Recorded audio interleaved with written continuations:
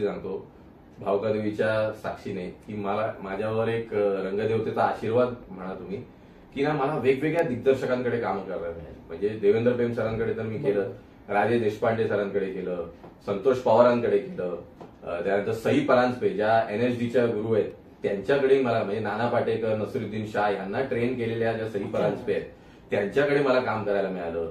त्याच्यानंतर हा जो सगळा जनार्दन लवंगरे एक वेगळी स्टाईल ऑफ रंगभूमी म्हणजे त्यांनी म्हणतात ना एक फार्सिकल तो जो बेस त्यांनी जपून ठेवला जनार्दन लवंगरे सरांनी, तो एक मला करायला मिळाला.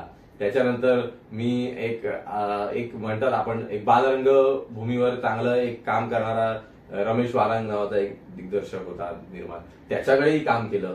म्हणजे असे विविध दिग्दर्शकांकडे मला काम करायची ती संधी मिळाली